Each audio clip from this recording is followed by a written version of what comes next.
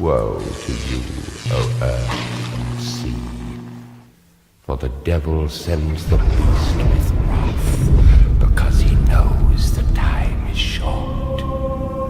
Let him who hath understanding reckon the number of the beast, for it is a human. Its number is 666.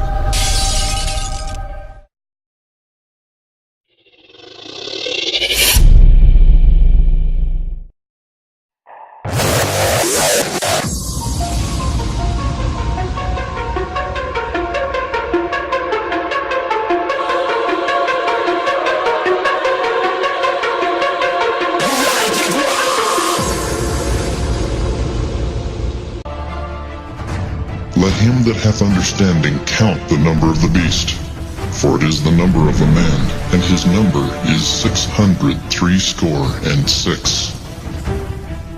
No matter who you meet, if you say 666, all of a sudden, they know what you're talking about. 2,000 years ago, John the Apostle received a revelation from God, predicting the arrival of the false prophet and the man of sin. And I stood upon the sand of the sea, and I saw a beast rise up out of the sea, having 7 heads and 10 horns. The most powerful nation on earth is set to betray its citizens, with new mandatory revisions to citizenship and constitutional privacy. The United Kingdom's Information Commissioner claims that in 2017, consumers will be cashless shoppers. A microchip holding personal bank account and credit card information will be implanted into the body, connecting to a database that will know who they are, where they live, what they like, and what they don't like. Shoppers will have their hand scanned, not their credit card. And he causeth all, both small and great, rich and poor, free and bond, to receive a mark in their right hand or in their foreheads, and that no man might buy or sell save he that had the mark, or the name of the beast, or the number of his name. We want to investigate how close we actually are to implementing the mark of the beast. We're going to find out that we are closer than most people think. Now, the prophecy foretells a time when each of us will have a mark or a number without which we will not be permitted to buy or sell. It paints a picture of a system of total control. A system touted as a national security necessity is being used to build a database where the biometric identity of millions of Americans will be gathered and stored. We're meeting with the president in order to formulate legislation that would require every person in the United States of America who is employed to carry a biometric identification card with them. And he causeth all, both small and great, rich and poor, free and bond, to receive a mark in their right hand or in their foreheads. And that no man might buy or sell save he that had the mark, or the name of the beast, or the number of his name. The president put in a lot of money in the stimulus package to advance medical records so that if you have the chip, you can carry the records with you. They can stick it in a computer. They can know all your situations. They'll have a GPS chip in there so that they can measure everybody, every instant, no matter where they go. Your ID card would have either your fingerprint, your thumbprint on there, or would have a reading of the veins in the back of your hand. If any man worship the beast and his image, and receive his mark in his forehead or in his hand, the same shall drink of the wine of the wrath of God, which is poured out without mixture into the cup of his indignation. And he shall be tormented with fire and brimstone in the presence of the holy angels and in the presence of the Lamb. Researchers are developing sheets of ultra-thin, ultra-flexible electronics that can stick to your body. These electronic skins, or e-skins, can bend when you flex your elbow and twist when you rotate your wrist. Researchers are just beginning to imagine all the medical innovations that could come from these e-skins. University of Tokyo professor Takao Somea has been developing electronics that are flexible, bendable, and stretchable for 10 years. Somea's goal is to create electronics that are as pliable as human skin. and he's come a long way in a decade. This is Somea's latest prototype, an electronic sheet that is 10 times thinner than plastic kitchen wrap. It is light enough to float through the air like a feather.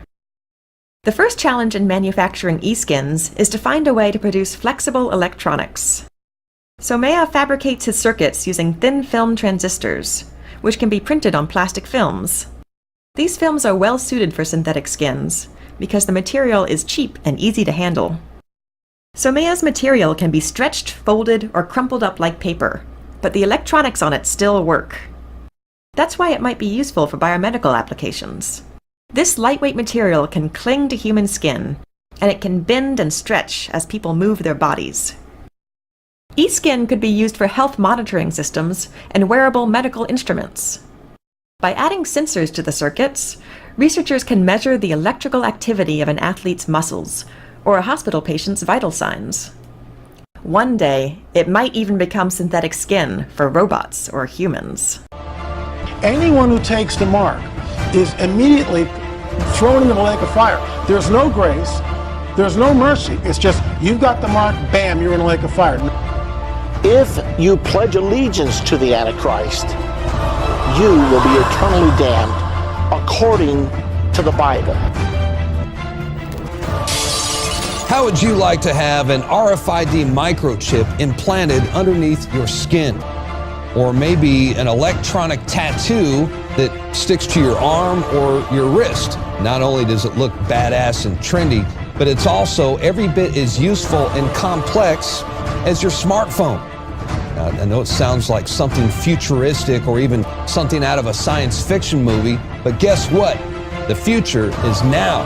Not only does this technology already exist, but it's already being developed and implemented at a rapid and accelerated pace as the technological elite finally begin to bridge the gap between our digital and physical identities. It sounds like science fiction, placing a microchip under the skin to get you in your door, to start your car, or maybe give your doctor your medical history. Or what if your child were to disappear? Would you be willing to place a chip in your child if it might help them bring them home?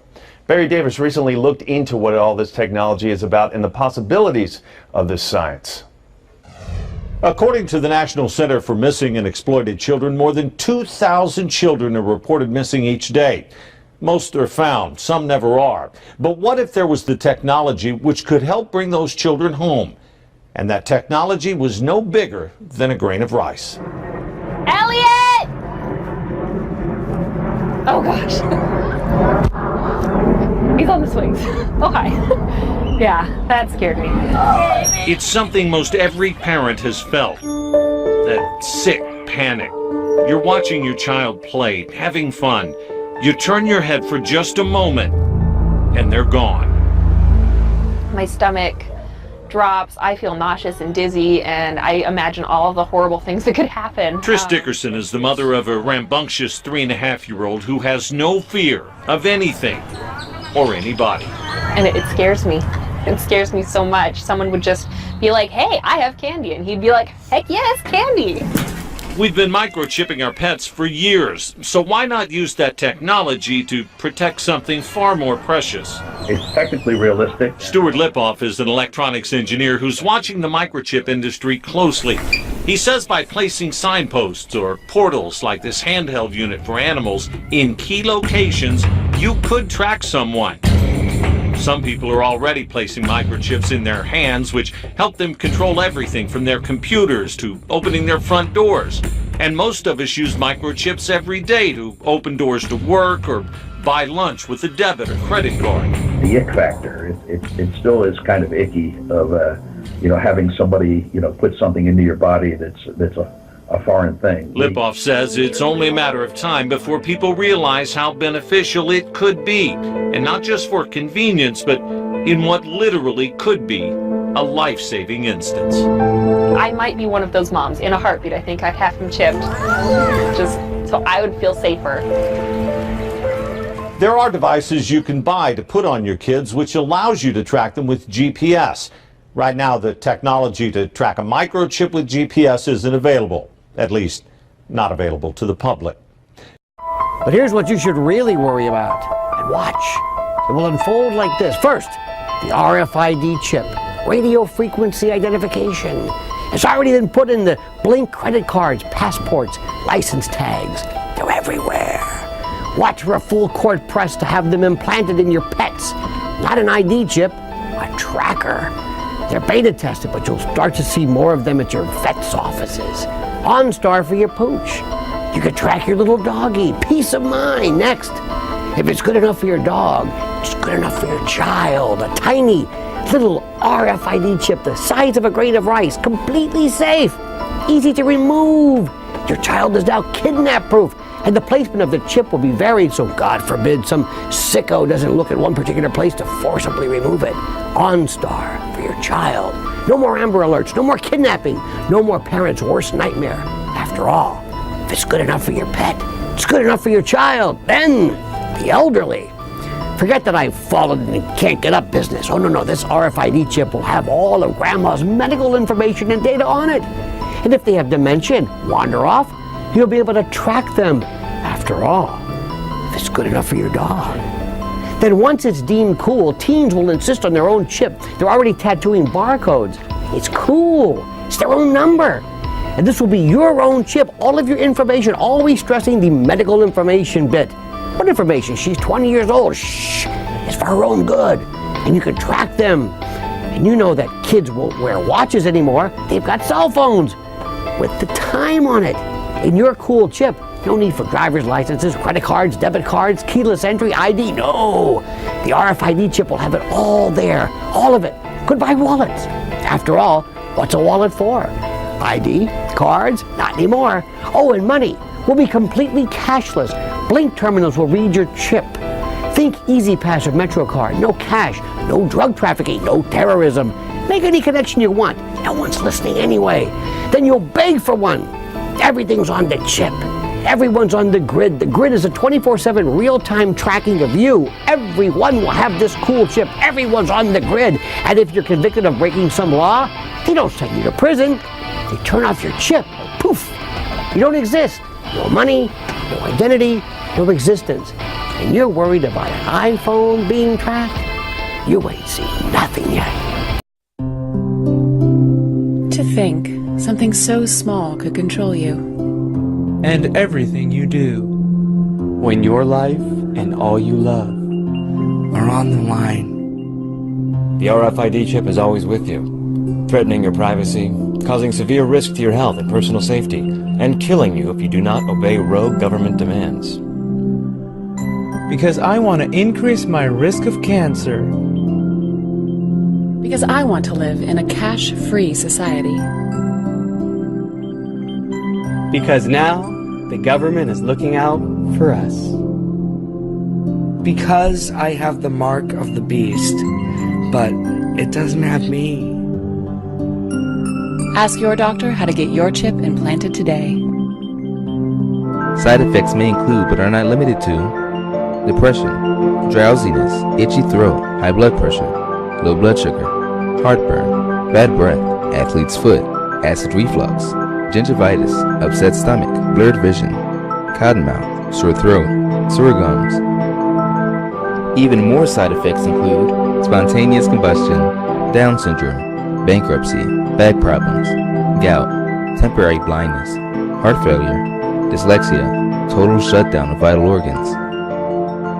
Other side effects include paralysis, neurocorrosion, seizures, AIDS, lung drowning, kidney failure, testicle erosion, change in skin pigmentation, dwarfism, moderate to severe Crohn's disease, cardiac arrest, detached retina, loss of teeth, peeling skin, death. It's time you took control of your life. Don't turn down another invitation. Because we want to track your every move. Are you serious? We're living in the days of the mark of the beast, the end of the age. We're on the brink of the beast. We're on the edge of eternity. We're at the apocalyptic hour. Something biblical is going on with the signs of the second coming of Christ and the seven-headed monster. The beast is about to rise from a sea of humanity, unaware of its dark desperate domain of Satan, the devil himself, who's clinging to the very hope that he can overthrow the saints of God, but he can never get it done because greater is he that's in us than he that's in the world. But there's a new chip coming. There's a new chip coming, and we should have known. We absolutely should have known what was coming. That means you're not going to be able to fly an airplane. You're not going to be able to enter a federal building. You won't be able to drive a car. You won't be able to open a bank account. And you are not going to be able to hold a job. Now, this is where the rubber meets the road. The U.S. Food and Drug Administration approved the injection of this chip under the skin. The technology is in place. It is happening right now. It's very important that all of us understand the mark of the beast is not a possibility. It is an absolute certainty. You and I are going to face it. Make sure your name is in the Lamb's Book of Life. And he provides that no one will be able to buy or to sell except the one that has the mark, either the name of the beast or the number of his name. Here is wisdom. Let him who has understanding calculate the number of the beast, for the number is that of a man, and his number is 666. Can a microscopic tag be implanted in a person's body to track his every movement? There's actual discussion about that. You will rule on that, mark my words, before your tenure is over. Can brain scans be used to determine whether a person is inclined toward criminality or violent behavior? You will rule on that. The end purpose of numbering a population is always to control them. And do I need to remind you that control and freedom are opposite terms? If Fido's on a leash, he's under control. But if the leash breaks and he runs through the neighborhood, now he's free. So what do we want to do? Do we want to be on the leash of big government, or do we want to be free? You cannot have freedom when the population is numbered. So how close are we to actually having microchips implanted under our skin? Well, according to the NBC Nightly News with Brian Williams, we might be a lot closer than you think.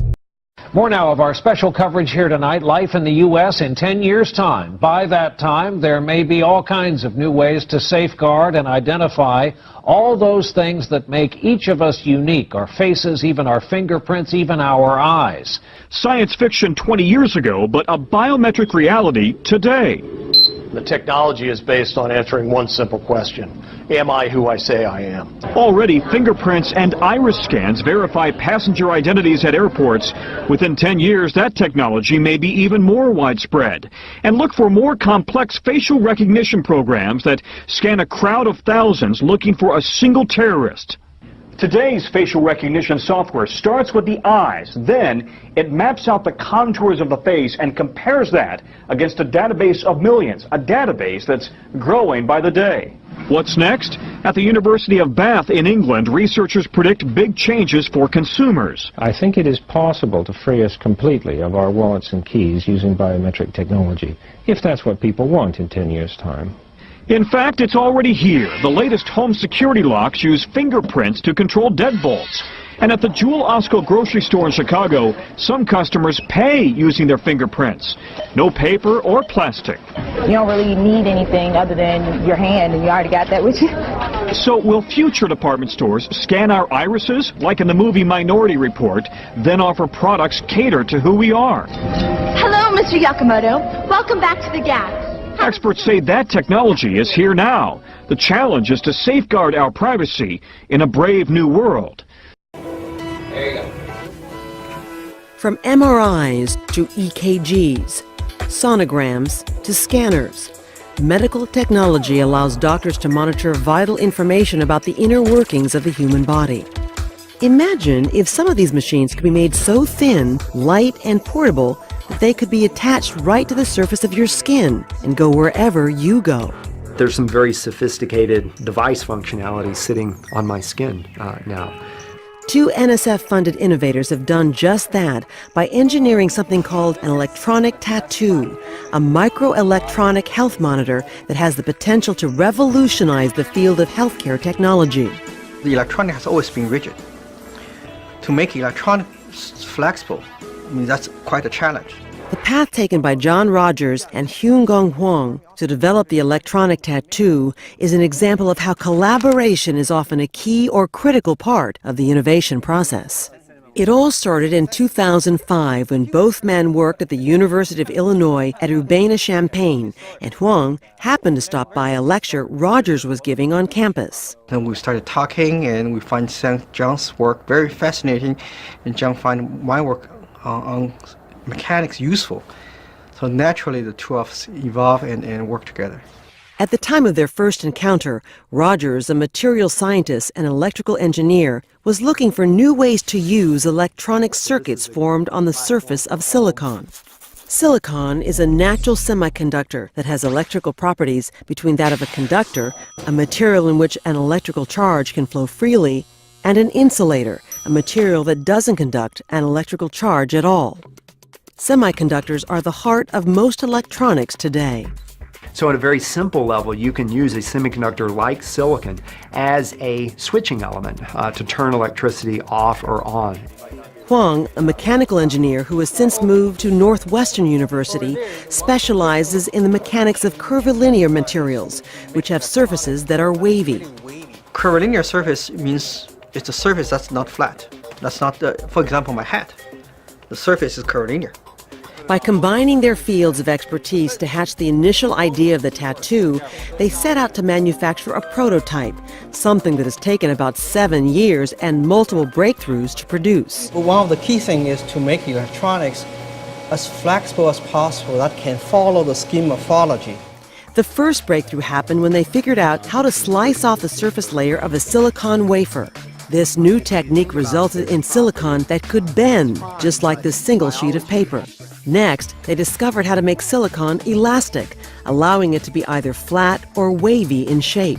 Suddenly you have a form of silicon that can bend, it can stretch, it can deform, it can coat and conform to curvilinear shapes, very much like biological tissues. Even though it is called a tattoo, there is no need to pierce or puncture the skin. Instead, the device sticks on. So what we can do then is we can take this device, laminate it on the skin, almost like a children's temporary transfer tattoo. To figure out how to engineer this, Rogers and Hwang looked to nature, noting how easily lizards stick to walls. Like gecko and others, they can easily attach to a wall and easily let go.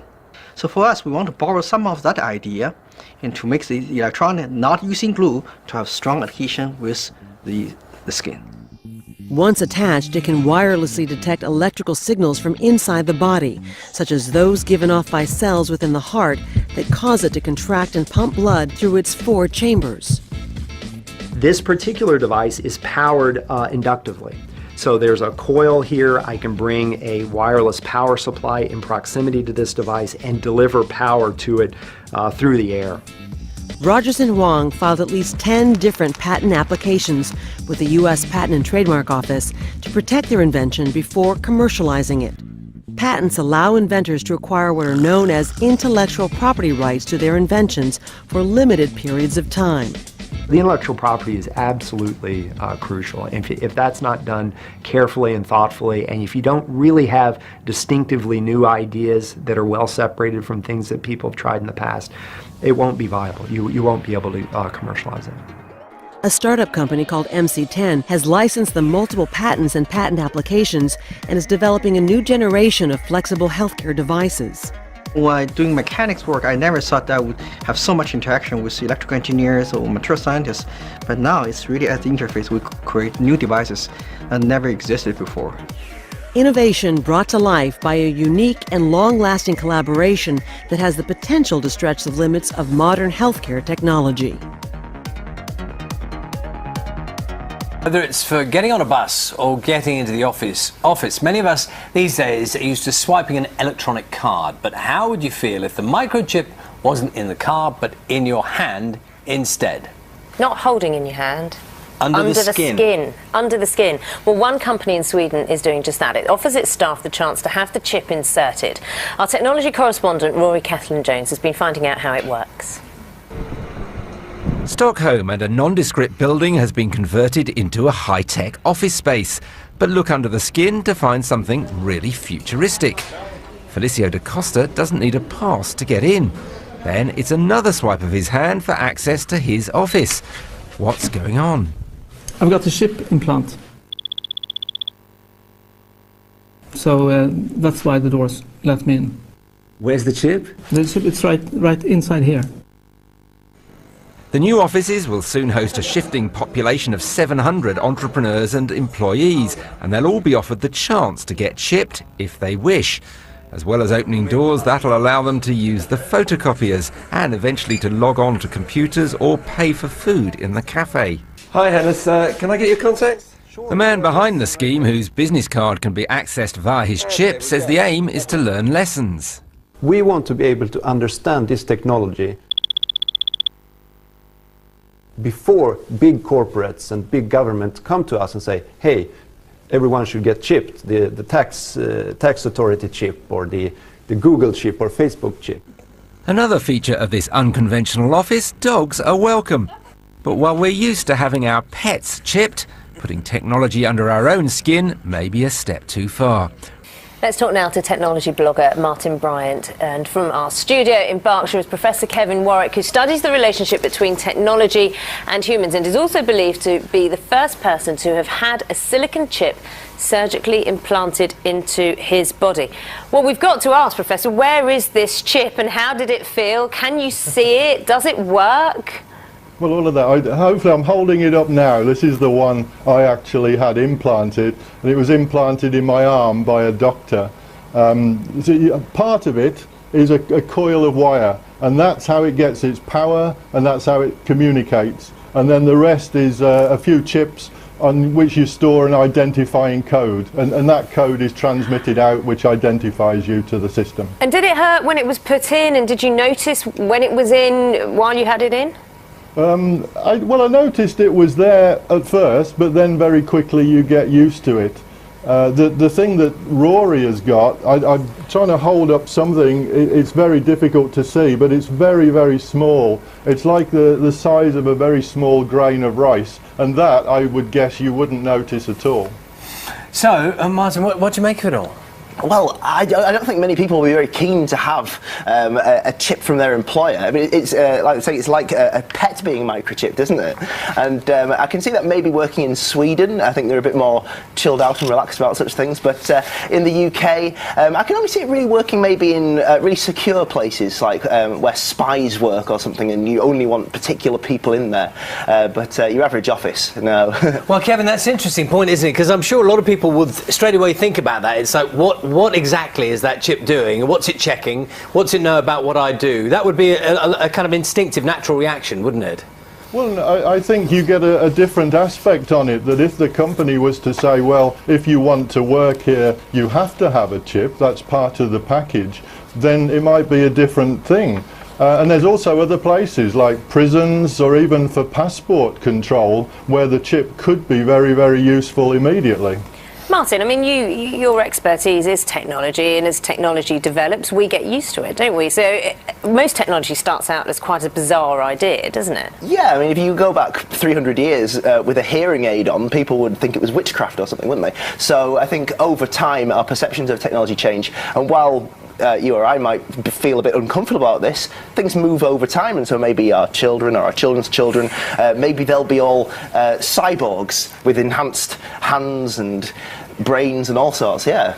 We saw, Kevin, we saw in the film a moment ago the practicalities of how that works. People sort of having to hold their hands up against things, similar to the way we use our sort of laminated badges now. That doesn't feel like a huge stride forward in a way, because you're still having to go through those practicalities. But I think when I held the small chip up, that's really where there's a problem. It's very, very small, and hence you have to try and get the antenna, the aerial that's in it, right up close so that you get a good connection.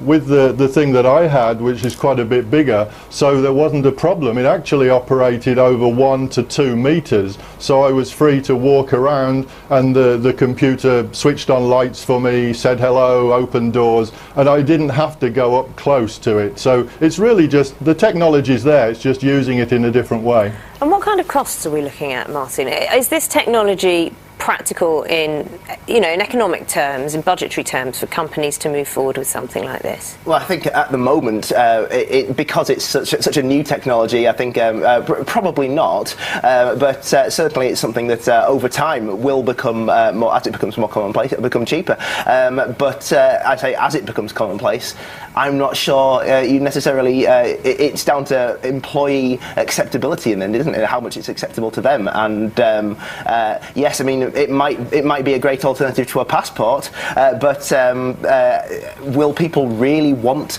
their passport? Will they want technology in the body? I don't think so. It'll take a few generations maybe for that to really become a popular thing. Kevin, what about you? Time frame on this one? What do you think? Well, I disagree. I mean, if somebody said to me, and I'm sure you'd be the same, Charlie, you can have this very small chip implanted, and that means you can shortcut the passport queue that you get, go straight through, then you'd be on for it. If the deal is right, and I do believe for a lot of companies, the infrastructure is already in place, and smart cards usually trigger it off. This is just using a small chip. I don't really see the cost being a problem even now. And the smoke of their torment ascendeth up forever and ever, and they have no rest day nor night, who worship the beast and his image, and whosoever receiveth the mark of his name. I've said it before, I will say it again. We can't balance the budget on the backs of the very people who have borne the biggest brunt of this recession. Everyone's going to have to chip in. That's only fair. That's the principle I'll be fighting for during the next phase of this process. Joining us now to make his case is Scott Silverman. He's chairman and CEO of Applied Digital Solutions. That's the parent company of Verichip. And Mr. Silverman, thanks for being here. We appreciate it. We're looking at this little chip right here. You brought some in with us, tiny little things. But what we heard yesterday was kind of scary. How do you react to that? Well, Becky, thanks for having us back on the air. We appreciate that very much. And obviously the comments that were made yesterday is the reason that I'm sitting here today. As you know, Verichip has been approved by the FDA as a Class II medical device in order to identify high-risk patients in an emergency situation. It's elective, it's voluntary, and it is certainly critical to the evolution of information technology in healthcare, which we all know is archaic, the way healthcare is done today in emergency rooms and physicians' offices. Do you hate it when you get to the office and then discover you left your ID at home? Well, one company in Sweden has come up with a unique way to make sure that doesn't happen. A microchip implant. NBC's Keir Simmons is in Stockholm this morning with more on that. Keir, good morning. Hey guys, good morning. You've seen it in the movies. A human being merges with a computer to become a so-called cyborg. Well, I have now had a computer chip inserted into my left hand. It cost around $300, and in a moment, in what will surely be a live television first, I'm going to open a door with my cyborg hand. We're going to put a man inside a machine.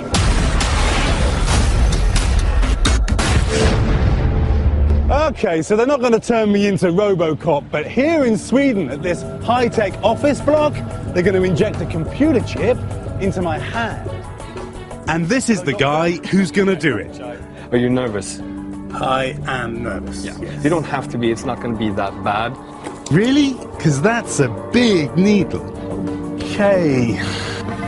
Cecilia Osterholm starts her day with this new technology. She swapped her keys for a chip in her hand that uses a radio signal to open doors. You have a chip in your hand there? That's right. It's been inserted there. Right. So that's how do you open it?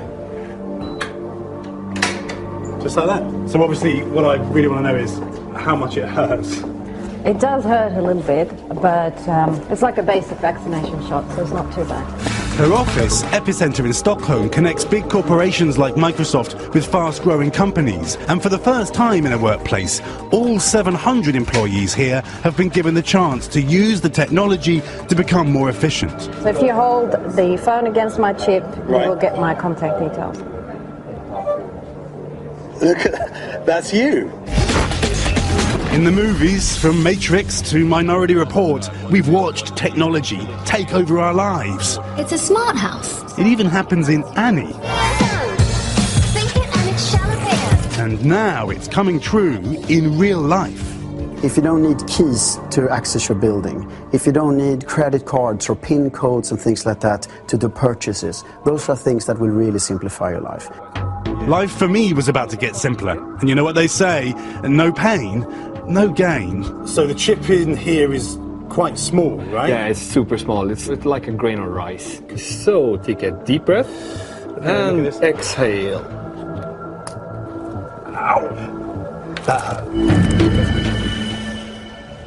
And with that, I became part man, part machine. Right, cue the superhuman music, guys. Here comes the big reveal.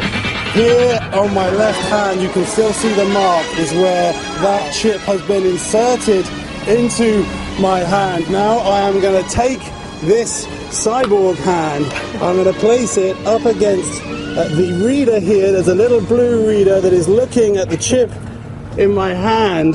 Verichip, subsidiary of publicly traded Applied Digital, has added Tommy Thompson to its board of directors.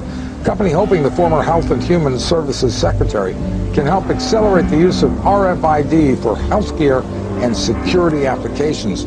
Joining us to discuss the future of RFID and his plans for Verichip, Tommy Thompson, former Health and Human Services Secretary, and Scott Silverman, Chairman and CEO of Applied Digital. Gentlemen, thank you very much for being with us. Thank you. It's an honor to be on your program. Mr. Thompson, I'll start with you.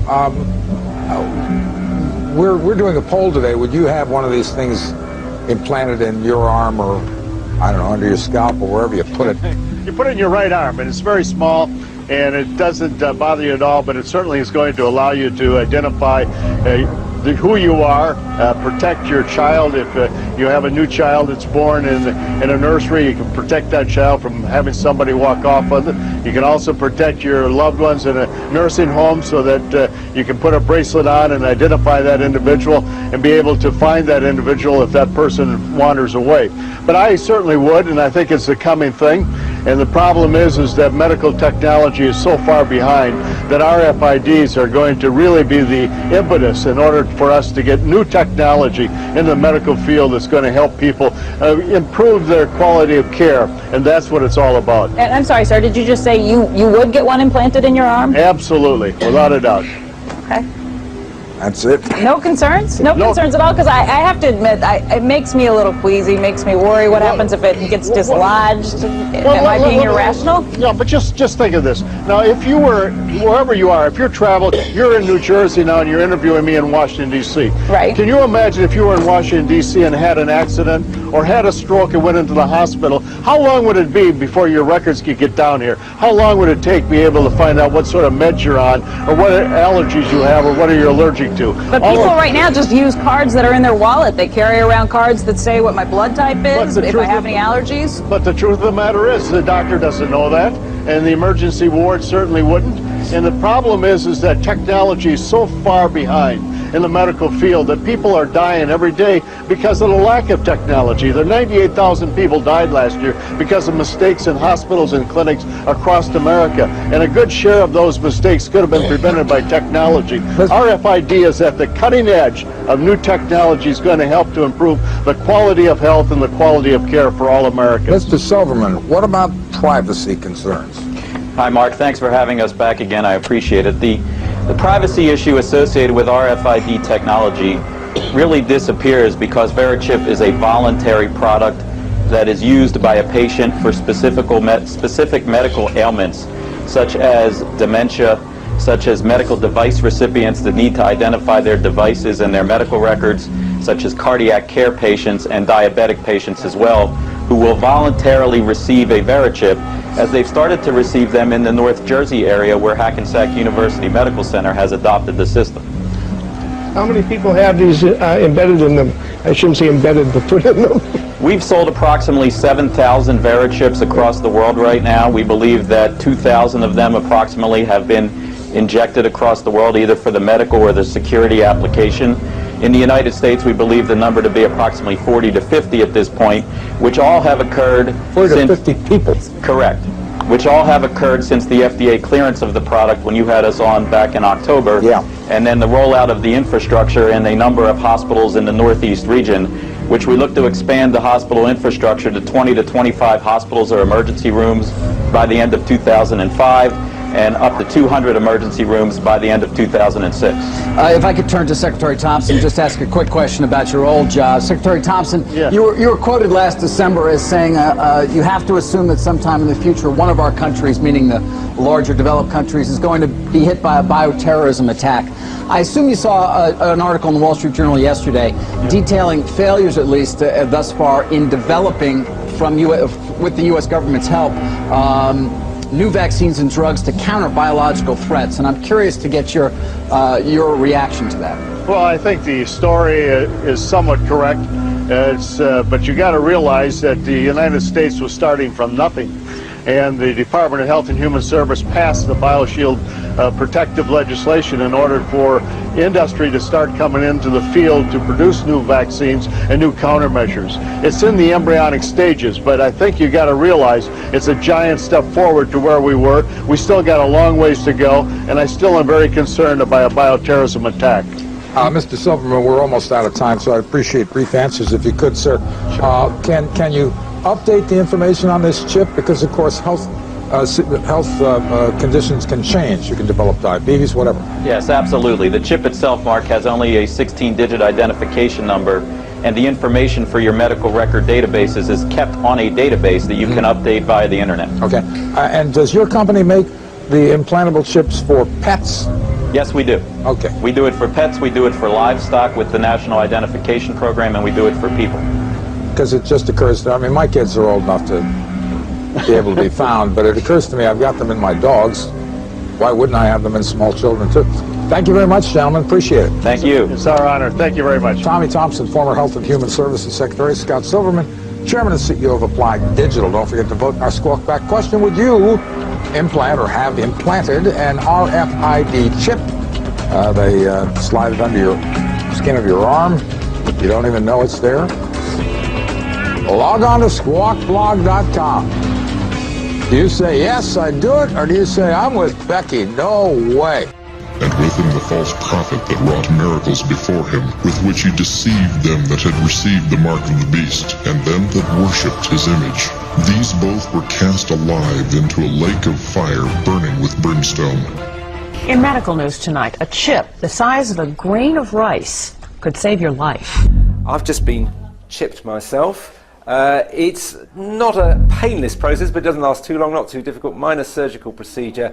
New microchip technology now makes it possible for the emergency room staff to find out about your medical history at the touch of a computer key. At some point, we're all going to have RFIDs. It might be even in our fingers, where they require it with everything on it. Instead of carrying credit cards or money, we will probably be implanted with chips. And now RFID microchips like this are being injected into humans. I'm sorry, sir, did you just say you would get one implanted in your arm? Absolutely, without a doubt. Our driver's license will be on the RFID chip. Our credit card number, all our information will be on this one chip.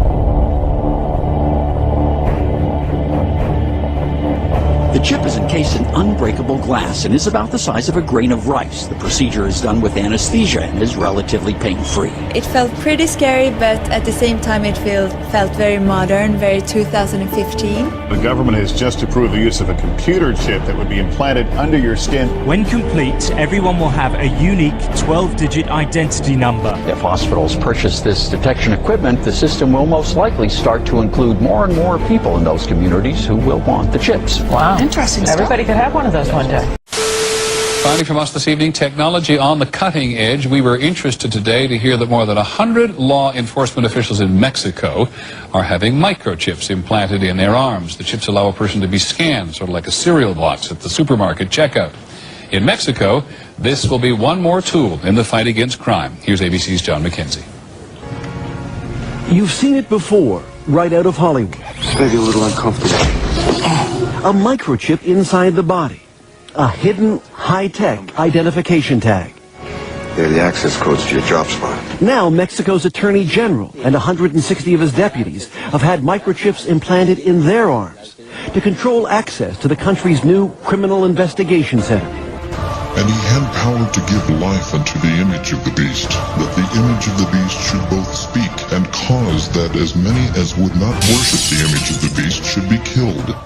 This is a developmental system made by MC10, and it has an antenna and some sensors embedded in it. And what we plan to do is work with them to advance a tattoo that could be used for authentication. It's really true. So what this means is that becomes my first superpower. I really want this superpower.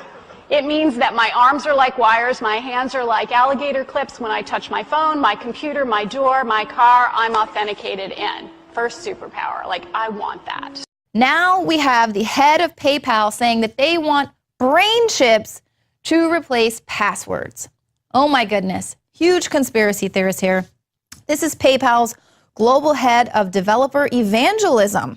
Jonathan LeBlanc is pushing implantable brain chips as a replacement for passwords, but he insists that such technology must be made to fit inside cultural norms before it is accepted by the general public. So obviously we can expect a huge psyop coming to get people to accept that this is culturally normal. But listen to some of the options here, he says. This is in a presentation called Kill All Passwords. LeBlanc admits that the future of authentication security is going to get creepy, and traditional passwords are going to be phased out due to their innumerable security flaws. But he's envisioning brain chips to measure thought patterns so that childhood memories could be invoked by the user to unlock their computer. So no longer having to remember who your first boyfriend was or the name of the street that you lived on. Now these brain chips are just going to scan your memories to give you access to your vehicle, your computer, to file your taxes, all of these things. And LeBlanc says that realistically, the ones that are going to succeed, whether it's embeddable, ingestible, injectable, or what have you, these are the ones that are going to play into cultural norms, the ones that are going to meet the demands of the populace overall and not be creepy. So even though they seem creepy today, in the future, they will not be creepy. They'll be culturally normal. Now, this is also echoed by Google, who in 2013, it was revealed that they were working on an ingestible microchip that would turn on a user's entire body into a biological authentication system for your cell phone, cars, doors, and other devices. And they're also developing a wearable e-tattoo that can decipher a user's thoughts by detecting the unvocalized words in their throat. At what point in our society is any of that going to not become creepy? Forget mobile phones. Your children and grandchildren may well want an implant instead. You know, when we check out at the grocery store, we'll be swiping our own arm over the scanner. And that will be something we feel we can't live without. It would be such a disadvantage to not have the implant that it essentially becomes not optional. Let's imagine a little bit what the future might look like if I could take your stem cells and put them on a chip, or your stem cells and put them on a chip. It would be a personalized chip just for you. And he provides that no one will be able to buy or to sell except the one that has the mark, either the name of the beast or the number of his name. Here is wisdom. Let him who has understanding calculate the number of the beast, for the number is that of a man, and his number is 666. Well, Big Brother will now be taught at a school near you. Across the country, schools are finding ways to track and monitor students inside and outside the classroom. The techniques range from chips embedded in school ID cards to GPS systems installed in computers, tracking students' every move, to actual surveillance cameras. And it's happening in Texas. These are the IDs students are required to carry that have tracking trips built right into them, so teachers know where their students are at all times. Well, schools say the measures will help make kids safer, but is it just going too far? To discuss this, I'm joined now by RT Web producer Andrew Blake, who just covered this story extensively on our website. Hi, Andrew. Hey, Liz. Good to have you here. My pleasure. So tell us more about these microchips. Yeah, RFID, radio frequency identification chips, and they're used pretty regularly. I mean, I have one in my pocket right now, and if you have a New York State license. Yeah. Well, take a look. I mean, I don't really want to take out my driver's license and hold it in front All of the right, camera. that's understandable. But we do have one in there, and I use it because I was born in New York State. I used to cross into the Canadian border all the time. I have an RFID chip in mine, just so that when I cross over, they know who I am, and they can go and they can scan it, and they can instantly pull up my file. You know, think of like a QR code that you see out on the street somewhere. And same concept in schools. You want to be able to chronicle as much data as you can about someone to justify some sort of good. At least that's what they're doing it for. In the case of Texas, we have a school district there where 2 schools so far this year have forced the students to wear these badges that have the cards inside of them, and they're using it as means of tracking the students so that they can try to cut down on the rampant truancy that's happening right there. Because in a lot of school districts, if you're not having kids showing up, the states aren't going to pay for the schools. The states are going to stop funding them. And this, I believe it's Northside District in Texas, includes San Antonio, I believe. They believe that these 2 schools right there, they're losing upwards of $175,000 a day in funding because students just aren't showing up to the class and the teachers can't keep track of them. So they figured, okay, well, if we know where the students are at all times, they're going to be held accountable. We'll know if they're in the class. We'll make sure we will have as accurate numbers as we possibly can, and we'll be able to get that funding. We'll be able to know where everyone is. And it's great if you want to make sure that you're sending your child to a school where you're going to get the best education that the state's going to be able to afford. But at the same time, yes, instantly we're seeing all these privacy concerns just start mounting up. And they're being addressed in Texas, but unfortunately not necessarily in the best way. We have a case just recently where one student, she rejected this idea. She said, I'll carry a badge on me. You can have my name, you can have my photo, but I don't want to be tracked around the school because you can, from anywhere up to like 100 feet away, they can just buzz you in on a radio and they can find out like within a couple of inches where you are in the building. And it's just, it kind of just gives people the heebie-jeebies. Understand. So students do not have a choice. This is mandated. We're seeing that students and parents are starting to revolt slowly but surely, but so far the school district isn't really that concerned about their complaints. We have one case of a girl who said that it would violate her religious beliefs to be tracked consistently throughout the day, and would also obviously religious beliefs. Yes, I understand privacy concerns and maybe constitutional concerns, but religious concerns. The mark of the beast, to have this unknowing eye on her at all times. She said, my religion doesn't stand for it, and I don't want to have it. And the school said, okay, this is what we're going to do. You can go ahead and you can have your regular old ID badge. But we're going to start implementing this all the way through, and there are going to be repercussions. And some students are already seeing that. If they don't have their RFID chips, they're being told that they can't check out library books. They can't pay for their lunches in the cafeteria. They can't go into certain classrooms. And we had one case in Texas where someone was told that they couldn't vote for homecoming king and queen because they didn't have their card on them. So I don't want to say that it's, now they're taking away the right to vote, because this is just a high school, obviously. Right. But it is slippery slope, those obviously. days, things like that are important, right? Maybe to you. I don't know. Not really. Yeah. No, we're seeing a lot of problems here. And yes, in Texas, they think that every year, because if they can adjust this truancy problem and this lack of substantial attendance figures, they can pull in maybe like $2 million a year in state funding. But meanwhile, they got 6,000 students, and they know where they are at all times, all the time. And it's kind of freaking people out. And there's a lot of concerns, not just about like, well, I just don't want to be tracked. It kind of has, as you would imagine, like a chilling effect on how people are going to associate with one another. Like, for example, let's say I know you're a good kid in school, right? Let's say you hung out with a couple of hoodlums, though, some undesirables, right? Now, if you're hanging out in a hallway with a couple of kids who are up to no good, but you obviously are, keeping to yourself, being nice and polite and stuff like that, the school's still going to know, oh, that Liz Wall, she's hanging out with those bad kids. So she must be up to no good She also. must be up to no good, yeah. And so people are going to pick where they hang out with. They're going to pick which extracurricular activities they participate in, because maybe some people don't want every authority figure in the school to know that they are involved in, like, let's say, like a gay and lesbian rights group like I was in high school, or like I went to the poetry circle. Maybe I didn't want a lot of people knowing I went to the poetry circle. I guess it's too late because I just said it on international television. But I think that you should have been proud of that. Thank you. I appreciate it. But a lot of people, though, have their concerns. They don't want everyone to know where they are, and they're worried that it's going to come back down on them, and they're going to be ridiculed. And we're already seeing they're being disqualified from participating in school-wide votes. They're being disqualified from picking up their lunches and being told that, no, you come back when you can prove who you are with a computer chip. And it has a lot of people uncomfortable. All right, right now, so as far as I know, this is only in Texas, right? There's a couple of cases of it happening in Texas. There are actually a few companies who market these devices for schools and other institutes all over the world. But the case that we're seeing right now is in this one school board in Texas, and it's being tried out in 2 schools, one elementary school, one high school, impacting roughly around 6,000 people.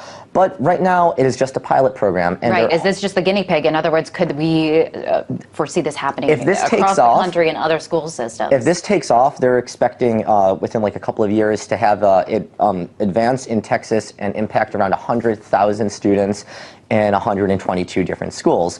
And of course, like I said, it's going to be a slippery slope. If we see it working here, it's going to work somewhere else. You got a chip in your ID card. Well, what happens next? It's a very good question. You're somewhere else. There's actually, I saw someone saying online that it just prepares students for the real world, where they enter adulthood and they are constantly monitored. It's not the real world I went to school in. Yeah, times are changing, Liz. Times are changing. That much is true. One Texas teen has been told she won't be allowed to return to her school beginning on Monday. High school sophomore Andrea Hernandez was not found to be cheating on a test or ditching class. She's not flunking out, nor did she get in a fight with fellow classmates. Andrea Hernandez has been told she can't return to school because she refuses to wear a student ID card that's implanted with a GPS identification chip. She says it's against her religious beliefs. Well, a Bexar County District Court judge has just stepped in, granting Hernandez a temporary restraining order as she awaits trial. But this is a case with some major implications. So we wanted to speak with her attorney, John Whitehead. He is a constitutional attorney. John, thanks for being on the show. This is a project at John Jay High School Science and Engineering Academy called the Student Locator Project. What's the point of all this? Well, the point of the project supposedly is to raise money for the school. If they can put this program into effect, supposedly, and prove that they can increase attendance, they're supposed to make more money. But they've already spent $500,000 buying the chips from large corporate entities. So money is obviously being made here. But Andrea had a religious objection to the having to wear the chip and a privacy concern. I mean, even when she went in the bathroom, she had to have a chip on.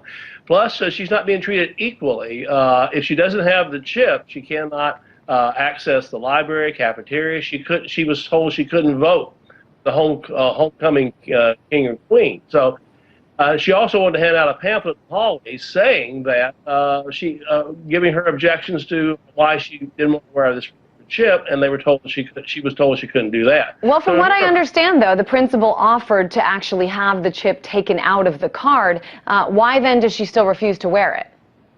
Well, her father and her talk, they called me and they said, well, this was if she's still wearing the so-called Smart ID or student locator badge, what she's saying is, I endorse the program.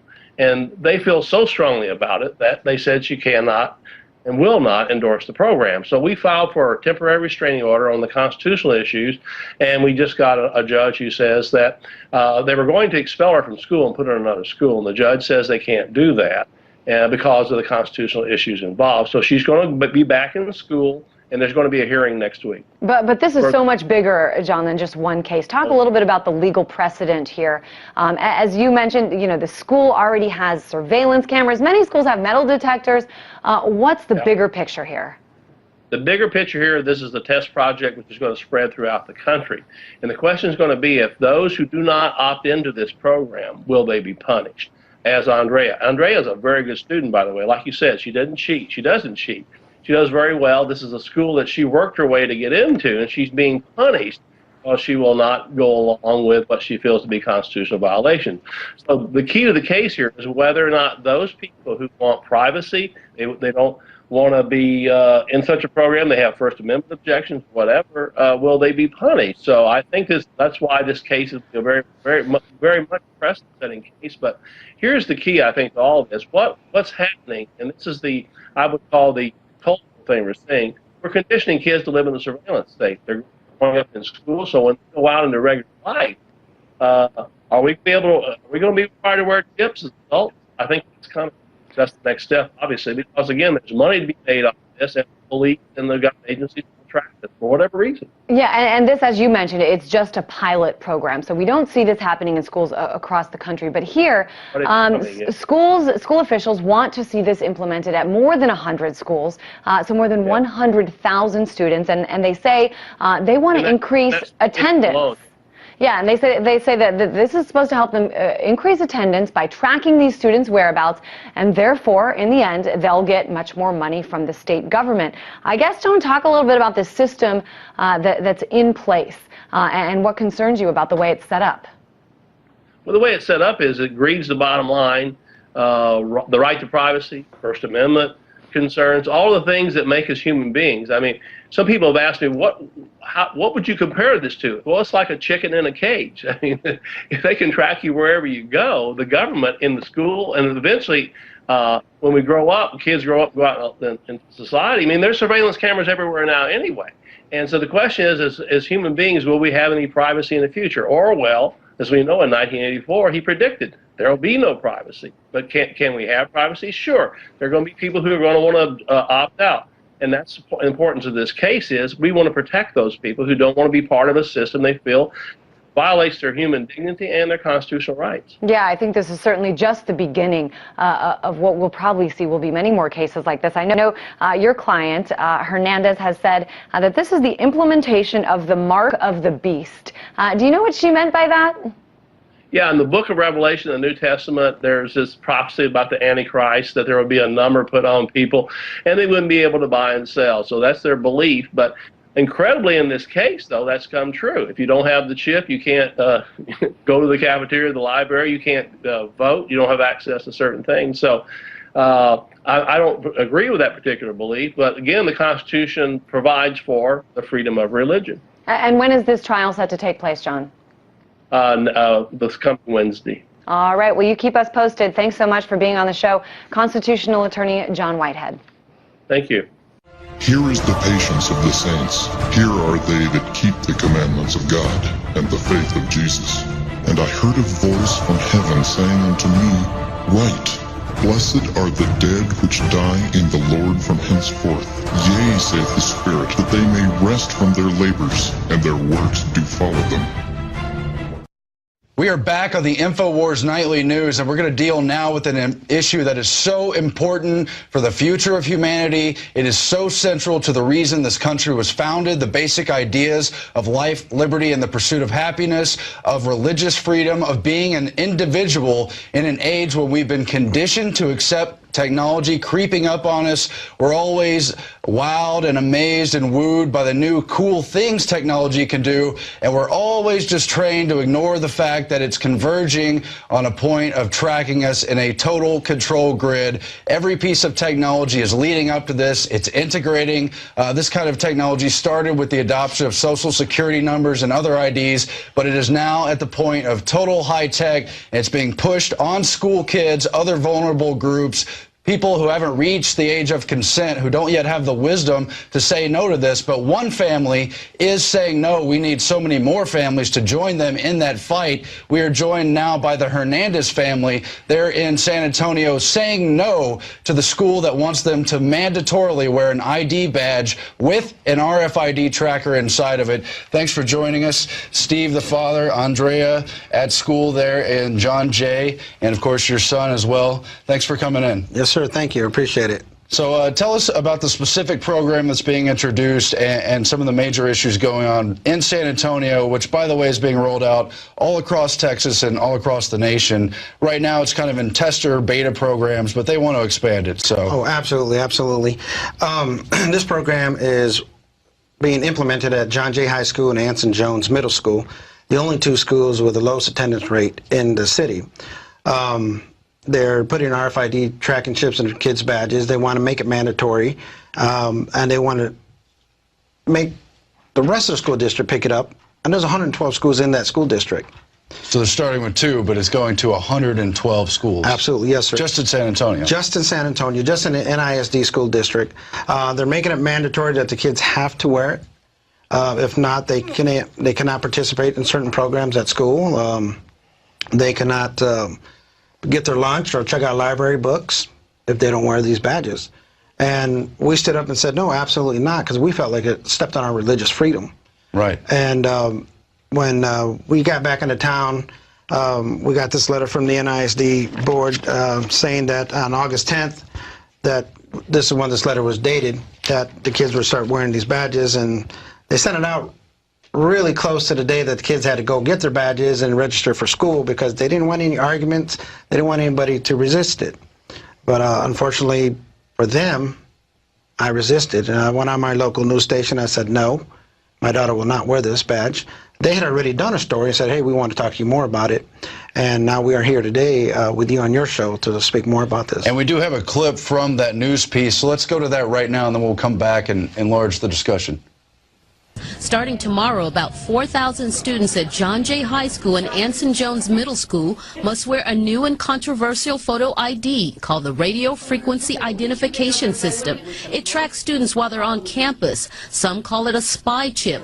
Andrea says many students just won't wear it. I know that there's kids who, hey man, can you hold this? I'm going to go across the street to go get tacos. She said others might stick it in a locker to avoid monitoring. That NISD is a school district and not a government. And so there is that. There's, of course, more up on the websites. But Steve, Andrea, what's been the reaction to that news piece, and what are people saying about the fact that you don't want to go along with the system? A lot of people are just like, oh, you're just whining, oh, you're just complaining, you just want for the attention. I was like, no, this is, this is wrong. Northside does not have the right to do this to us. And they're just like, oh, just wear the badge, it's just a badge. I was like, no, this is a lot bigger than just a badge, and it's a lot more than that as well. It really is. And Steve? I had a guy at work actually tell me I was just exploiting this for my own benefit. I don't see how that could be, because I'm not getting paid for this. What am I exploiting? What I'm trying to exploit here is the injustice of this school district. This school district sits here and believes that they can mandate to parents and students and teachers what they can and cannot do. I've been watching it for the last 7-8 years that I've been back in San Antonio, and I've had to go up against the school district several times on different issues. They literally believe what they say is gold, it's solid, and you must do it. If not, you're done. You better do as asked. They really want to usurp the rights of parents, among other things. But you've seen stories in the past few years, it's been leading up, different school districts across the country where they want you to thumbprint for a lunch, where you have to show some kind of ID card, to get a library book or something. Back in 1999, there were students in Louisiana in one town revolting against the fact they were made to wear badges with their social security number tied to a barcode. But this trumps all of that, because this RFID code it ties into your social security number, to your name, to your photo, and they want you to use this to buy your meals at school, to get the library books, all of it. It's all being integrated. Yeah. Yeah, absolutely. They say these chips can't be tracked except for inside the school, and Wade Garcia, who actually implemented all of this into both those schools, has come on radio publicly and said, hey, we had to wait several years to get the previous superintendent out so that we get this new guy in there. And he'll go ahead and prove it. I mean, he's admitted to it. That this has been in plan for about the last 2 years, several years. So he also states that, hey, these things never shut off. They always emit a signal.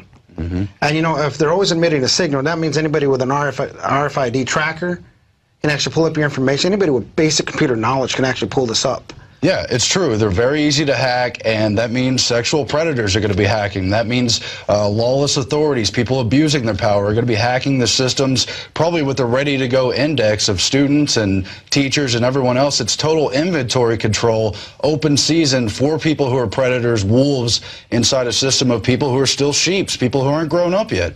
It would be bad enough to do it to adults. Absolutely. And what they don't seem to understand, they're stepping on civil liberties, religious freedom, and these children who aren't old enough to make decisions for their own, They're being conditioned and told, you have to do it this way. So what they're doing is taking the voices away from the children, away from the parents, away from even teachers. I know some teachers who are afraid to stand up because they don't want to lose their jobs. Yeah. They're taking away the voice of the people. But guess what? I'm here for the voice of the people, and even for those who disagree with me, I'm fighting for you, your children, your families, not just for my 2 children and my family. I'm fighting for every person out there. I've been misquoted several times saying that I said this is the mark of the beast and all this fun stuff. I didn't say it was the mark of the beast. I said this is how they condition the people. Okay, but there's a correlation there. Oh, yeah. Because in the Bible it says you can't buy, sell, you can't participate pretty much in the economy if you don't have the mark of the beast. But guess what? In that school, they're being told, hey, you can't buy your lunch unless you have this badge. You can't get your library books unless you have this badge. Sounds very similar to me. It was extremely prescient, and people like to discount Bible prophecy, but it's so strongly worded. Everyone knows about that passage. You could read it if you want. How did they know that was coming? Doesn't matter. If it's just dictators, if it's just men on earth and not devils running things, they've still gone with the same plan. Oh, yeah, absolutely. I mean, if the Bible wasn't true, I wouldn't be sitting here today with you. That's just plain and simple. If it wasn't in there, it wasn't written.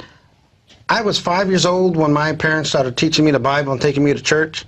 Now imagine, if you will, 11 o'clock at night, you're 5 years old, you can barely keep your eyes open, your dad has you down on the carpet talking to you and reading you the Bible, and he starts talking about the mark of the beast, talking to you about these little chips they want to put in you the size of a grain of rice. You don't know what to think. You're a child. But here I am, 42 years old, 37 years later, all of a sudden I find myself in the middle of it. Now, I'm in the middle of it, and I got to take care of my children. It is my responsibility as a parent to take care of my family, my wife, my son, my daughter. I have to stand up and protect them. And this is exactly what I'm doing today. I'm standing up to protect my wife and my children. And I'm not going to allow this to happen. We are not going to compromise our faith for NISD. We're not going to compromise it for the government. We're just not going to do it.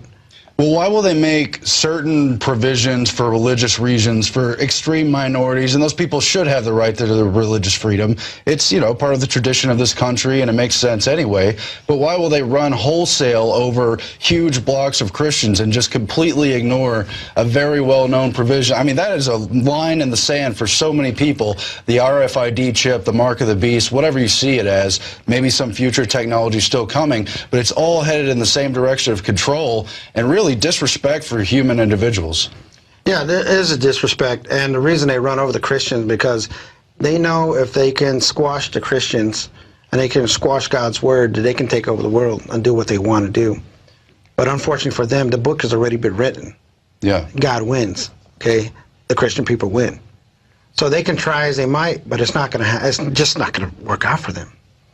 You know, I would rather be on the side of the Lord and reap my rewards in heaven than reap my rewards here on earth. There's more to this. And I've had the opportunity to witness to people and talk to people the last several weeks, get people saved. I believe that God has chosen us to help to fight this. I mean, who would ever think? I went on television in my local news station and said, no, we're not going to do this. And here I am today, 2, 3 protests later, visits with the NISD. I have all kinds of organizations and people from around the world gathering behind us. Who would think one man stood up and made that big of a difference? And then, why did I stand up? Because my daughter told me, Dad, I'm not going to wear it. I am not going to wear it. And she's right. She doesn't have to. I mean, she can tell you things that has been going on in the school that the teachers have been telling the students about wearing the badge. It's absolutely absurd. And you were talking earlier, Andre, about how you're not a product. You've got an image on one of your binders at school about, I am not a product. But this is exactly what they're trying to do, is treat us as human cattle, as we're part of an inventory system. The way they're tracking boxes that come from Walmart and go to stores across the country and everything. Yeah. But we're human beings. Exactly. And that's what Northside seems to forget. They think that we're just money, we're just cattle. They don't think of us as a person. They just think that, oh, they're just more money for our pocket. They're just more money for the budget. But they don't realize that, you know, yes, they have a budget and yes, they have money, but it's supposed to be for the students. It's supposed to be for the fine arts, for the athletics, for the teachers, not for their own personal gain. Yeah, but they always seem to have funding for these high technology control systems, but then they have to cut the arts, they have to cut the sports programs. And absolutely. Northside just, we don't have any money to do anything, we don't have any money for our teachers, so let's let go all of our teachers, but let's bring in these new chips. That kind of, we're not supposed to have any money, but yet we have enough money for this tracking program. And then this is just the beginning, there's 110 more schools that have to get this chip as well if we don't stop it here and now. Yeah, and I want to talk specifically about fighting back because it does make a big difference. On the RFID front, they've already moved to chip most pets in many cities, try to put forward the idea that's somehow mandatory. People have, on the other hand, fought back against that because the microchips have been found to cause cancer in pets and animals, and nobody wants to see that. But the fact that people have protested against that issue has really hurt the main companies putting out the RFID technology. So they can suffer from us speaking back. It's a consumer issue, but it's also a rights issue. And parental rights, your rights as a member of a public school, that all factors into that. So let's talk about how we could fight back and how do we get other people out there with you helping on this issue? Well, what we've been trying to do, we actually go out and we talk with people and let people know. But, people can go to spychips.com and read about it. All of our protests, all the pictures that we have up there are they're going there. We have videos. We actually have a video that was released of everybody talking to the NISD board of trustees. Karen Freeman from NISD said that, hey, we can listen to you, but it doesn't mean we have to act on it. So that tells me, hey, she wants to stand her ground. But guess what? We have a group of 20 million strong behind us and all kinds of different organizations throughout the world, people from all over the place. Like Catherine Albrecht told me, you put a little bit of fire underneath them, they're going to stop. She goes, so let's light this fire. Okay. I had to give my hats off, my thanks to Catherine Albrecht, Katie Deloy. Yeah, she's done a lot of very good work on this, and she has put pressure on specific companies. She's followed them, and she could do the same for these public institutions. Absolutely. Liz McIntyre, all of them. They have single-handedly put them back by at least 10 years by all these protests that they've been doing throughout the United States and England and all over the world. And I'm proud to be part of that. And, these people need to understand you cannot mandate to a free society what people have to do. You cannot just say, hey, you're going to wear it and you're going to like it. You can't. We are the United States of America. We are a free nation. We're supposed to be a free nation. We are not United States of Northside Independent School District. They are not a government. And even if they were a government, they cannot tell us we have to wear chips, that they can track us anytime they like. It's enough that they're tracking us with our credit cards, our cell phones, our phone bills. There's some things you can't get around, but this I can get around. This I would say no to. My daughter's not going to wear this badge. This badge was okay, even though it has barcodes on it and has a little scanny thingamabob on the back, but this one is no good. I don't like it. It has 2 batteries and it has a chip right here. It never turns off. And with that being said, she will never wear it. My son will not wear it when and if it comes to his school. I mean, we're talking about the privacy concerns, which are the big things, but there's also the environmental pollution. Are these devices safe to even wear next to the heart in different parts of the body? There's been a lot of stuff brought out on different Wi-Fi signals, and this is becoming a problem. Yeah, it emits a radiation cloud around the body. Yeah. Up to 70 feet in diameter, I believe they were saying. So anybody can drive by with an RFID scanner and get your information. Okay. Northside Independent School District likes to say, hey, in their paperwork here it says, you can't scan it outside the school district, outside the school, the 4 walls of the school. It's not true. Except they're telling every student to go home with it and show up with the first thing in the morning. Yeah, Absolutely. And we walk home. A lot of my friends, they live right down the street from the school. They walk home. I walk home, and I walk pretty far home. And the fact that somebody could pick up my signal while I'll be waiting for the cars to pass, it scares me, and that is extremely frightening. It really should. But what kind of message are they sending to the students in the first place that you must accept this? Trying to tell parents with that same hoax they use on the vaccine issue that this is not a negotiable issue. Somehow, just because it's a state government authority, we could just tell you what you're going to do. Now, I mean, what kind of kids are we training for the future? They're trying to condition the kids. They're trying. That's how all of these governmental bodies start. They start with the kids. Let's start with the kids. We condition the children to think it's okay and it's normal to be tracked. I don't mean to be inflammatory. Hitler said that. He said, get the children, get the women, then you get the whole society. Exactly. And he knew what he was doing. That's why he did what he did. Yeah. You know, you always start with the children. Why? Because they know that's the most sensitive part of a parent's heart. You grab that kid, and that parent's going to go along with it. You grab that spouse, that other one's going to go along with it. But guess what? In Hernandez family, that's not going to happen. My family would much rather be persecuted, and if we have to die for our cause, but guess what? It's not our cause. We're dying for our Lord Jesus Christ, God Almighty. I would rather reap my rewards in heaven than reap them here on earth. And we're supposed to fight back against tyranny. It's in the Bible. You're not supposed to lay around waiting for the apocalypse to happen.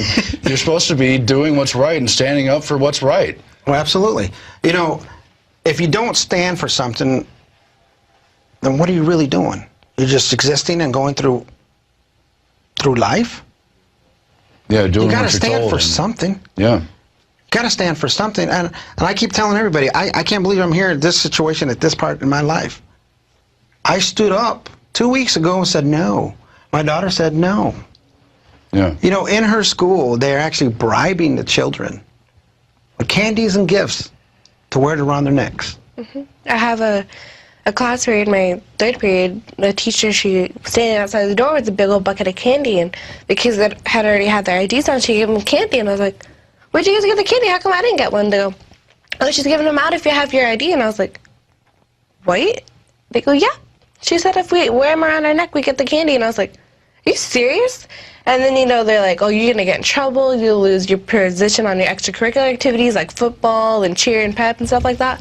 Those coaches are saying that you must wear them and they must be visible at all times. And, you know, it's making it hard to even go to the restroom now because you have to have it on in the hallways. That way we know who you are. If you want to know who I am, get to know me, sit down with me and talk with me. Don't put a badge on me. Yeah, I mean, what happened to a name and a face and getting to know people? But the other thing, too, they're trying to control you through peer pressure at a time when you're growing up, you're trying to figure out who you are, you're trying to meet other people, make friends, and that's what's going to get noticed, the fact you're an individual, that you're strong enough to stand up for yourself. You're the kind of person people want to get to know and respect in the community. People who just go along with whatever they're told to do, well, that's pretty uninteresting, really. Yeah, and you know, I get a lot of people who are supposed to be friends or supposed to be people that are on my side at all times, and then yet when this issue gets brought up, oh, I don't talk to you, or, you know, just weird, dude, it's not a big deal. But the thing is, it's a really big deal, and, you know, students need to understand that. They need to open their eyes because Northside is just saying, oh, it's not dangerous, it's not, you know, it's not a big deal. And yet they track you at school, and they tell you, oh, I don't track you on the bus, but they do. I asked my bus driver, and I said, sir, what is this little thing above your window? He goes, oh, that's for the home project. And I was like, what home project? And he's like, oh, your badges? And I was like, the new ones? He goes, yep, that's what it's for. So now they track me on my bus ride home, and, you know, I'm sorry, you have to scan this when you get on the school bus? No, it picks up the signal just like it does at the school. It picks up the signal and lets you know who's on the bus. Wow. I mean, really dangerous. All sold in the name of safety, but it's completely hijackable and exploitable by the wrong person in authority, just like everything. Absolutely. You know, I'd like to know how this makes anybody any safer. This is a centralized system. Our government was set up on a balance of powers, knowing that bad people are going to get into power, and it's better for them to fight amongst each other than to give all the power to one person. And this is exactly what they've done, sir. They have given all the power to the school district and a handful of police officers who can watch this at all times. Okay? They have people thinking, hey, in case of a fire, this would be great. I don't understand. How is it going to be great?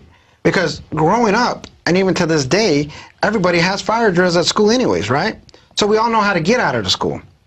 Yeah. What about the poor guy who's sitting in there trying to find the last person with a badge? Let's say, for instance, that kid decided, well, I'm going to put my badge over here in the bathroom. Because it's time to get out of here. I don't have time to grab that badge. Exactly. So they're doing this for money, and they're doing this for power. It costs $525,000 to implement this program in only 2 schools. In only 2 schools. It costs $136,000 a year to run that program. Now take those numbers and multiply it by the other 110 schools. And then take that number, 136,000, and multiply that by those schools. It's astronomical. Where are they coming up with the money? And what people don't understand, it's our tax dollars that are going to this program. But they want to fire teachers. But they want to get rid of teachers. They don't have chairs for psych classes. They don't have books. There's some teachers printing books for students off their printers because they don't have money for books. But yet they have $525,000 to implement a program that nobody wants? It's really creepy. So what do you think is the best way to get other parents to recognize the danger, other students to realize this isn't such a good idea? How do we start to say no to this, to have the courage to stand up and realize the school is not the ultimate authority? I mean, you've made a big stand already, but have you seen other people supporting you, or are they all just skeptical of what you're doing? There's a few that support me. I heard about one kid who actually zapped his badge, put it in the microwave, and boop, zapped it. You know, so I was like, okay, you know, at least, you know, somebody agrees with me. But I have a bunch of kids who are just like, you know, whatever. And I was like, no, it's not whatever.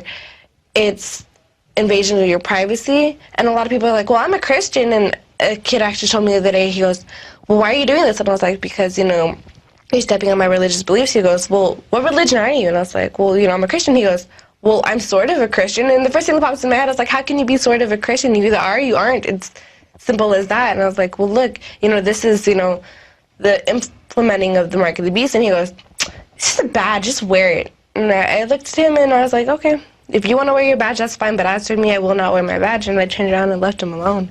Well, you understand the larger picture of what's going on. I mean, you're in the engineering department, you're studying for that kind of studies. You obviously know what's in the Bible, know what your religion is. But these people guaranteed can't read their literature books they're assigned, aren't reading the Bible, have no idea what's in these verses. And it's very sad, but we've got to help wake people up and nudge them back to the fact that information is how you empower yourself. Yeah. Information is knowledge. Okay. Yeah.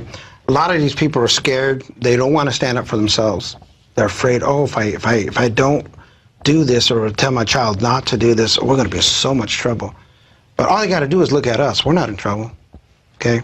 So for those who are misinformed, we have to find a way to inform them. And how do we do that?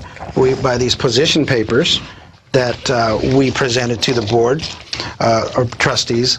This position paper states why these things should not be used. And if you're going to use them, what you need to do. Okay? We've been handing out flyers, position papers. We've been talking to people. We've got websites coming up. The kids have a Facebook that they put up, Gabby and my daughter Andrea. Gabby is another student from Marshall High School who stood up with her mom, who used to teach in NISD for 7 years. Mm-hmm. And she stood up and she says, I used to be a teacher, a substitute teacher as well, and I disagree with this. And her daughter stood up and said, hey, my name is Gabby. I'm not number whatever her number is, okay? Exactly. So how do we get people informed? By doing what we're doing today. We come on shows like this, we go on the internet, we go on radio talk shows, we hand out information, we just talk to people. You know, we're getting to the point where we're getting ready to start knocking on doors in our community. But, you know, we're inviting everybody to go to NISD website, contact Brian T. Woods and the Board of Trustees and tell them what your objection is. We object to this. We don't want it. We go to WOAI Channel 4, their poll shows that 71% of the people believe this is an invasion of privacy. Yeah. But those 71% of the people need to get up and say, hey, Mr. Brian T. Woods, we don't want this. We're done with it. I am not afraid to stand up for my civil liberties, my religious freedom, and the protection of my children. And we better not be, because they're going to keep going and keep going and keep going. Now, specifically, we ought to contact the people locally at your schools in San Antonio, because that's where they're trying to roll it out and get a stronghold. But people all across the nation, this is a national and global show, they need to preemptively contact their school districts and tell them not to even consider this, because it's dangerous, it's costly, as you pointed out, and it's really a destructive force against our privacy and our individual rights. And that's the bottom line. That's the bottom line. It's an invasion of privacy. But my first and foremost fight is religious belief. It's my religious freedom, my kids' religious freedom. I'm not going to condemn my children to the pit because NISD wants them to wear a chip. My daughter stood up and she told them at the board, she told the board, and she says, I am not going to compromise my freedom for NISD. And it's online right now. You can watch it. It should be on spychips.com. And it's there. Let me tell you what, we're going to fight this. This is not just the end. This is the beginning. We're going to put an end to this. no matter what. But our goal as a family and as a community, and everybody who does support us, we are putting out information. You see a bunch of papers here in front of you because we're bringing information to you, and it's the same information we're giving out to the people. I mean, we have great support. We have almost 15 different organizations around the world, and you know, from Caspian to We Are Change San Antonio, We Are Change Texas Hill Country. I mean, we have Matthew Medina, we have Catherine Albrecht, Liz McIntyre, all these people, Katie Deloise. Katie came to my house and spent the weekend with us to help us put this protest together. She took time out of her schedule and her children and her family to come to be with us. I mean, I am grateful, and I have to tell everybody, and this is my opportunity to give thanks to a good friend of mine named Bobby Scott. If it wasn't for Bobby Scott, I wouldn't be here today. Because I was at work, my phone was ringing, I couldn't get to it, and I'm not supposed to have my phone at work. And at break time, I went and checked. He'd called me 6 times. So I decided I'd call him. And I said, what's going on? He said, hey, dude, I called you a couple hours ago because you need a guy on the radio right now. They're talking about you. And I'm asking him, you know, what are they talking about? Because they're talking about you and these chips. You need to contact this lady named Katie somebody. And so I went on that particular radio station's website, contacted Katie Deloise. The very next day, I got a phone call, and here I am 2 weeks later right here in Austin, Texas, with you folks. And we have to tell you thank you. You guys are wonderful. We appreciate y'all standing up and coming out and speaking out, because everyone's against the issue who knows about these larger political issues. How could you not be? But to have a focal point of, you know, someone inside the school system standing up, it's so powerful, because that's where the pressure really falls on them. And these companies who put out the RFID, they can be financially hurt, they can be bankrupted. It's happened. Oh, there'll be private funders and people giving them endless grants later, but still, we could back them off and eventually defeat the system, and this is a great way to start. Did you want to give out that Facebook, because you mentioned that? Yeah. Where you're trying to rally people. Go ahead, honey. Our Facebook page, the one that me and Gabby created, is called Students Against RFID Tracking, and that is our Facebook page, and you can go and like, and we have videos and pictures and links to Spite Sheets and all these other organizations and stuff that people need to see so they can be more informed. Great. We hope people check that out. And are y'all doing on-the-street protests or anything like that? Yeah, we had done one in front of Anson Jones the first day of school. We did it again, did it twice. Then we did one about a week ago at NISD, the Northside Independent School District district office, the superintendent's office. Then we went inside, and it was Citizens to be Heard, and there was about 6 or 7 of us that stood up and voiced our concerns. We had teachers, we had people from different organizations. And I stood up, my daughter stood up, and Gabby. So a lot of things came out of that, but we were planning to hold another one. I believe it's going to be on the 25th. I think it's every second Tuesday of the month they have a Citizens to be Heard. So we're hoping to get hundreds of people to show up out there in support of this. And a lot of things have come out of this, and I've had a couple of people approach me to see if I wanted to run for office after this. So, you know, I was asked if I wanted to run for mayor or city council. And that's something that I would love to do. But right now, in order to get that part, I need to kick this in the pants. Win this battle. And I guarantee you, and I promise you right here, we're going to win this battle, because of folks like you who are standing behind us saying, hey, let us help you put your word out. That's what we're here for. You know, and folks like you are helping us. I think it's going to really just make this thing just so much more explosive. Well, I mean, we're human beings. We don't need no stinking badges. That's right. We don't need no stinking badges. Yes, sir. I just want to read this quote real quick, and then we'll close out. I'll get your response to it. This is from Carol Quigley, 1966. Do you have the quote in there, guys? I just want to read this, because this system has been coming for a long time. And Carol Quigley writes on page 866, in general, freedom and choice will be controlled within very narrow alternatives by the fact that he will be numbered from birth and followed as a number through his educational training, his required military and other public service, his tax contributions, his health and medical requirements, his final retirement and death benefits. This is a government system. This is a control grid interlinked with the big corporations who see us as inventory. They don't see us as human beings. And they have plans to literally control us from cradle to grave, and RFID tracking technology plays a huge role in that. It's so scary, all the more because they've been planning it for so long. What's your reaction to that, Steve and Andrea?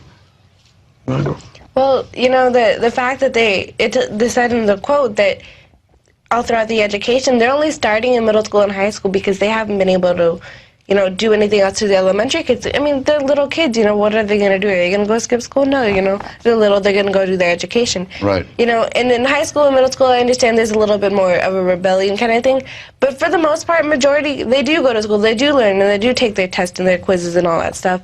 And in fact, they do want to put it in the elementaries where it's unnecessary. It's unnecessary in all the schools, but they want to put it in, and it's, you know, ridiculous to a point where I wish I could talk to you for hours and hours and hours and tell people that, you know, there's so much more to this than just a badge. It's not just a chip or anything. It's a lot bigger, you know. People can find you with this stuff, and you don't even need to know anything about the person. If there's a sexual predator out there, they can find you just because the thing emits a signal, you know? Because they have no boundaries, they have no respect, and they have nothing. So they don't mind spending $200 off of eBay of all the places, to go get an RFID scanner that can pick you up, you know, when you walk home from school, like me and a bunch of friends do. Boop, there you go, I got her. You know, she'll walk home alone tomorrow, and I can follow her home. And so creepy, and who's going to protect against that? Yeah, and it's all alone, you know. I'm at the point in time where I'm coming home, and everybody's at work, or they're barely coming home, and all the kids are already home because I get home later than everybody else. And, you know, I walk all by myself, all on this real big street. Nobody out there to protect me but myself. And that quote in that book is absolutely correct. At birth, what do we get? A Social Security number. Okay. When you go into school, you get an ID badge. And on this ID badge is your student ID. Okay. You get in a checking account, you have a number assigned to you. Okay. When we're born, we have a name assigned to us. Now it's looking like we don't need names no more. We just need numbers. Okay. When you die, your name goes with you to the grave, but your number is still out there because they know that you're dead. They say, okay, number so-and-so is now gone. Yeah, it's absolutely correct. They track you from the cradle to the grave and in between, and that's the way it is. We are no longer people, we are products. But guess what? Steven Hernandez, Andre Hernandez, Vincent Hernandez, we are not products. I tell you what, we are products. We're products of the Lord Jesus Christ, God Almighty. We are His children. And if we stand for God, He'll stand for us. Or if God stands for you, then who can stand against you? Greater is He that is in you than he that is in the world. Many people don't understand what that means.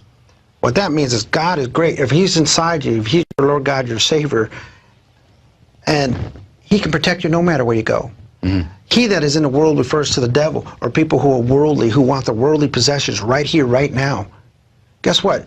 Your gift is greater in heaven than it is on earth. You see Hollywood and actors and sports guys, man, they all live in a great life. But not one has opened the Bible to read it. Not if they have, they don't live by it. I'm not saying that we're a perfect family. We all have our faults. Right. But I tell you what, my fault is standing up with what is right. This, sort of okay with. This, I'm not. And my family, my children will not wear this. And I ask everybody out there watching this show today, please support us. Go to those websites, call that school district, send out emails, whatever you got to do to help us, we would appreciate it. We're asking for help. That's why we're here today, to tell our story. We want that help. We want people to come out and support us in drones. We want hundreds of people to come out there because it would make our plight greater and make our stance known more. I'm here today to ask for everybody's help, and I want to give thanks to, once again, to my friend Bobby Scott out there. I can't thank him enough. Catherine Albrecht, Liz McIntyre, Katie, Matt Medina, Chris, Steve, every person, Alex Jones. I tell you what, every guy that's sitting in the studio today, you guys are all been wonderful, and God bless you all, and we're just asking for help. So if there's anybody out there, feel free to go to those websites, feel free to come visit at NISD, and let's make our voices heard. He is a real-life Cyberman, a scientist with an implanted computer chip. A tiny lump is all that gives it away. A wave of his digitally enhanced hand and security doors magically open. Only he can operate his phone, and only if he holds it in the hand fitted with a chip. But now Dr. Mark Gasson is suffering a very 21st century malady, the first human to be infected with a computer virus. When the systems read my tags, the computer virus has actually appeared throughout the whole database. So it's actually replicated itself and copied it throughout the database. So any of these people that are using their swipe cards to access the building, the actual virus will be copied onto their card. The cybernetics expert at the University of Reading had the chip implanted in a minor operation. In future, your medical records could be stored like this, but the chips are vulnerable. This is just like the chip that's implanted in Dr. Gasson's hand. It's called an RFID, a tag that's been used for many years to track goods around the world. But these days they're far more powerful and they're being used in more and more applications. They're like mini computers, and just like a computer, they're vulnerable to viruses. Already many implanted medical devices like heart pacemakers have on-board computers that communicate with doctors. If they're corrupted by a virus, the consequences for patients could be fatal. And in future, chips will be used even more widely, perhaps even as memory upgrades for the brain. They too could be scrambled by malicious computer code. These type of devices are going to have to start to use secure encrypted communication. The medical devices really should have some sort of password protection as well. I mean, it's very basic security precautions, which surprisingly these devices don't have at the moment. Our bodies have been fighting biological viruses for millions of years, but as man and machine merge, so computer viruses could prove a new threat to human health. The end purpose of numbering a population is always to control them. And do I need to remind you that control and freedom are opposite terms? If Fido's on a leash, he's under control.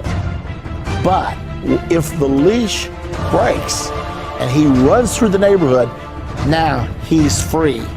So what do we want to do? Do we want to be on the leash of big government, or do we want to be free? You cannot have freedom when the population is numbered. Here is wisdom. Let him that hath understanding count the number of the beast, for it is the number of a man, and his number is 666.